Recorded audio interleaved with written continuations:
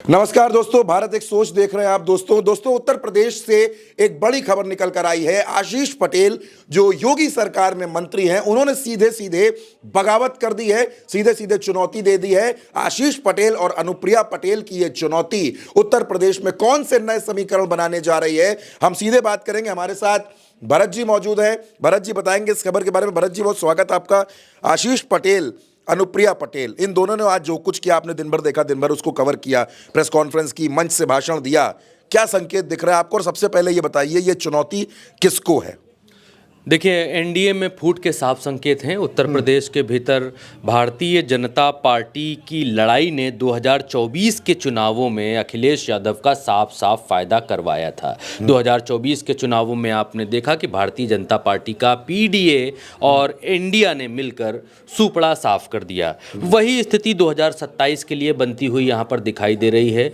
उत्तर प्रदेश के भीतर जो हाल गुजरात लॉबी का उत्तर प्रदेश में भारतीय जनता पार्टी की लॉबी ने किया, वही हाल वाइस वर्सा 2027 के चुनाव में गुजरात लॉबी उत्तर प्रदेश में करने जा रही है। और परिस्थितियां वैसी ही साफ दिखाई दे रही हैं। साल का दूसरा दिन, जनवरी 2025 का दूसरा दिन है जब हम बात कर रहे हैं, और इस दिन उत्तर प्रदेश के भीतर एनडीए के भीतर बहुत बड़ा दल, अपना दल, अनुप्रिया पटेल जो इस उत्तर प्रदेश में केंद्र में मंत्री हैं, मोदी और शाह की टीम का विशेष हिस्सा हैं, उन्होंने उत्तर प्रदेश की भारतीय जनता पार्टी में विद्रोह कर दिया है। एनडीए के भीतर से उन्होंने उत्तर प्रदेश के मुख्यमंत्री योगी आदित्यनाथ को ललकार दिया है।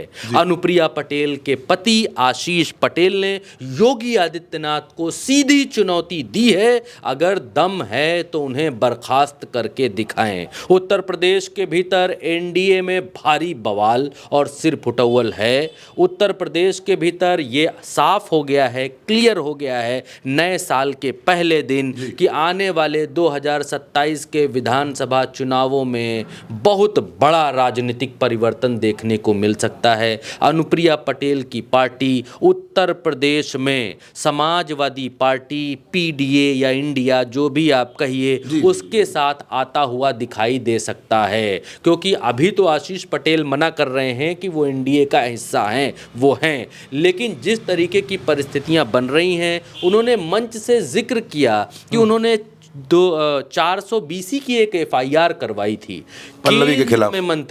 केंद्र में मंत्री अनुप्रिया पटेल, उनके मंत्री पति आशीष पटेल, इन दो लोगों ने उत्तर प्रदेश में एक एफआईआर कराई 400 BC की।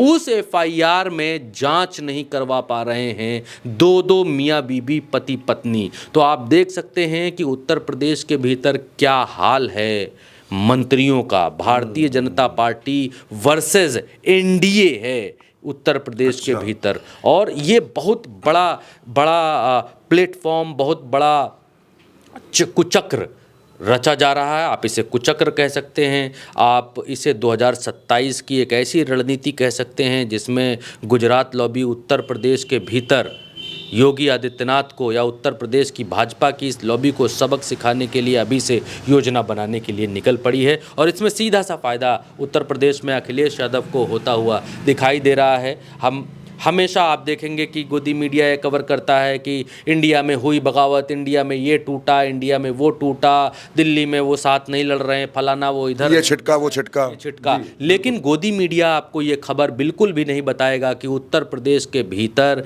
एनडीए का एक दल खुले आम मंच से अपने मुख्यमंत्री को ललकार रहा है, और ये भी बतला रहा है कि भारतीय जनता पार्टी के तमाम सारे ऐसे मंत्री हैं जो नाराज हैं, जो भारतीय जनता पार्टी की इस सरकार के खिलाफ हैं, लेकिन वो बोल नहीं पा रहे हैं। ये अपने श्री मुख से खुद आशीष पटेल कहते हुए नजर आ रहे हैं। एक बात और हमें होती हुई दिखाई दी और पता चली, जिसकी आपत्ति खुद योगी सरकार के मंत्री आशीष पटेल ने की। उन्होंने कहा कि ये भाजपा के लोग, योगी आदित्यनाथ की ये सरकार मिलकर मेरे खिलाफ कुचक्र रच रही है। पल्लवी पटेल, जो कि उनकी अपनी सरहज कह लीजिए, साली कह लीजिए, उनकी अपनी सगी साली हैं, हाँ, बिल्कुल। सगी साली हैं, वो उनके खिलाफ आरोप लगाती हैं। भारतीय जनता पार्टी की एक महिला विधायक उन पर आरोप मीनाक्षी जी की लगाती बात हैं। मीनाक्षी सिंह आरोप लगाती हैं कि इन्होंने अपने विभाग में भर्तियों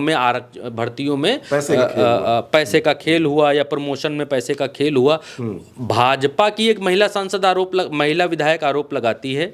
समाजवादी पार्टी, अब समाजवादी पार्टी क्या, उनको समाजवादी पार्टी अपना विधायक मानती तो है नहीं, ठीक। अनुप्रिया पटेल जो विधायक हैं लेकिन समाजवादी पार्टी की नहीं है, या समाजवादी पार्टी की हैं लेकिन समाजवादी पार्टी मानती नहीं है, वो भी उनको खुद को अपना नहीं विधायक। मानती हैं, हाँ, वो ठीक बात। वो इसको लेकर धरने पर बैठ जाती हैं जी।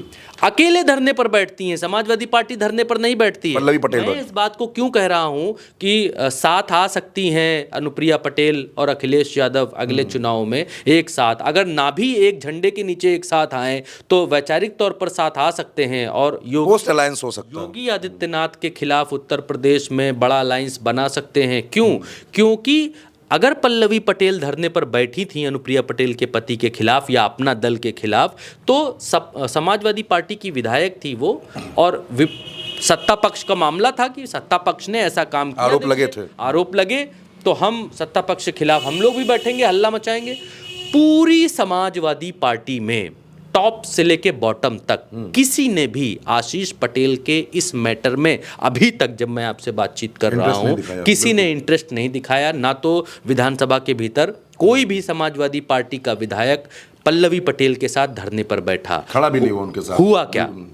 हुआ ये, पल्लवी पटेल को धरने से उठाने के लिए गया कौन?